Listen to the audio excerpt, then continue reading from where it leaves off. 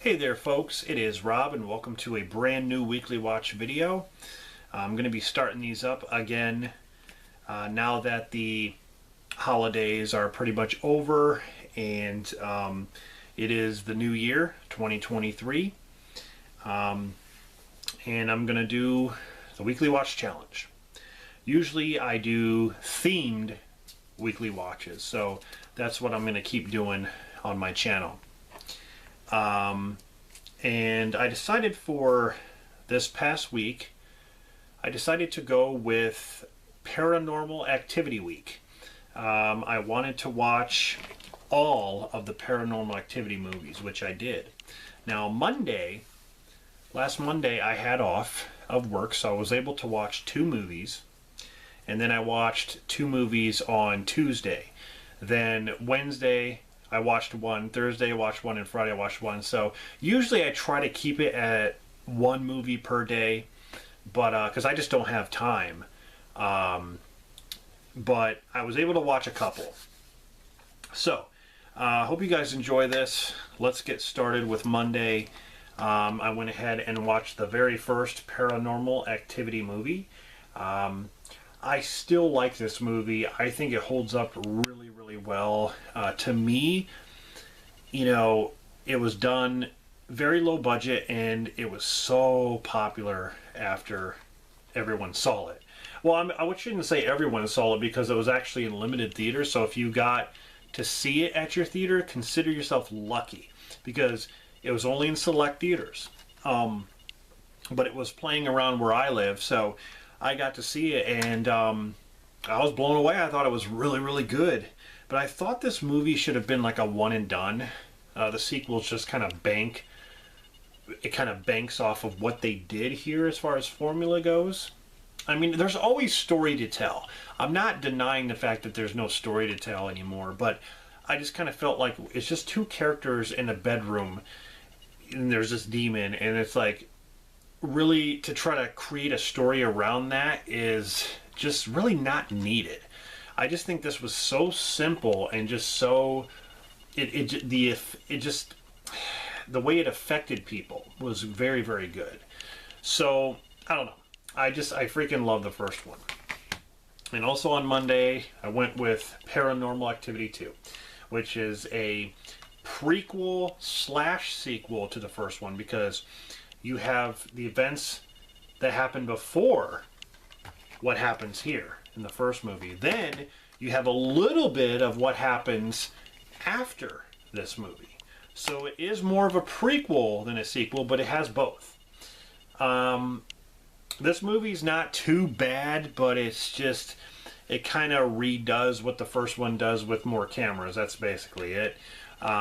There is a little bit more story to tell here with, you know, Katie's sister Christy, and which is fine, but I just prefer the first movie. Moving on to Tuesday, I watched Paranormal Activity 3, which is definitely a prequel. It takes place in the 80s, and you got Katie and Christy, who we already see in these movies. They're already being established. We know they're sisters. We know that there was like a house fire. We know that their mother kind of went insane a little bit. There was this dark shadowy presence and things like that. So Paranormal Activity 3 is when they're little girls and you get to see how this thing began. And it kind of begins with their grandmother. But yeah, it's 1988. I love the setting. I like the camera work. I actually prefer this one over the second movie. But something weird that really doesn't add up is that in the first movie, Katie talks about how the shadowy figure was at the end of her bed, and it was never at the foot of Christy's bed. But that's not really true, because in this movie, they established that the demon always talks to Christy and is always messing around with Christy and never really Katie. There was one scene where Katie gets dragged off, but the demon's always talking to Christy. So I don't know why that just didn't make sense. But anyway, this is actually pretty good. When it comes to the sequels, I would say that this one is my favorite sequel. Even though it's a prequel, I'm just saying after the first movie. So I watched that on Tuesday. Then also I watched Paranormal Activity 4 on Tuesday. And this movie's just laughable. There's not one time I was freaked out in this movie at all. It's the same stuff that happens over and over. This is a sequel to these movies. This is actually the first time we get to see what happens after the first movie where Katie is gone. But my problem with this movie is that we don't know much at all what happened with Katie. She moves into this house and there's this weird kid and she's just there and she's still possessed. And like there's no story. The movie doesn't move forward with Katie's story. It's just there, if you get what I mean. It revolves around this other family that lives across the street. I think it's laughable because... Oh, there's Katie right there. I think it's laughable because the boyfriend, Ben, is hilarious. Every time he makes jokes, it hits on point. I love it. He is hilarious in this movie. But yeah. It's just laughable. That's all it is. Alright, so Wednesday, I decided to go with Paranormal Activity, the marked ones, which is a totally different movie from the others. They tried something different, with the Latino community. And I really was interested the whole time in this movie because this is nothing like the other ones. There is a connection here, but it's a very subtle connection.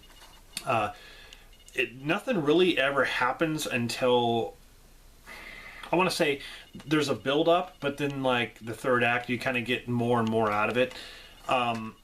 There was what was the anger scene in the grocery store or whatever that was, like that was pretty good. The main guy in this, he actually does a good job. But yeah, it's very different and I appreciate the creativity here.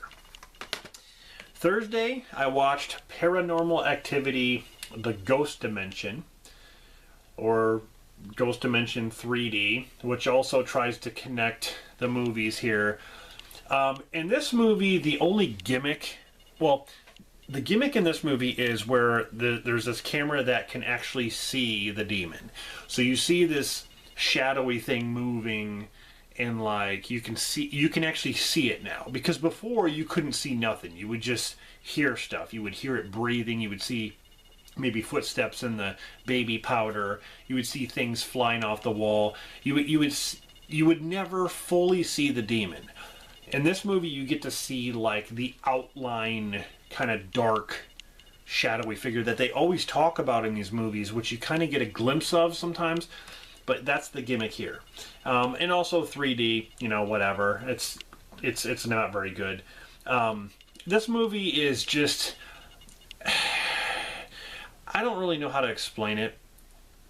There's some okay parts in it, but then there's some really stupid parts. But yeah, it is, I don't know, it is what it is. Now Friday I watched the newest one, and that is Next of Kin, Paranormal Activity. Now I really like this one. The third movie, like I said, is still my favorite like sequel out of all the other ones. This one is I'd say this one is next in line. I really loved the Amish community setting. I thought that was a really good change. And yeah, Next of Kin, there's this thing that's down in this underground well, like this. There's like this village, and they go to this village, and like the people, you get a sense like the Amish people.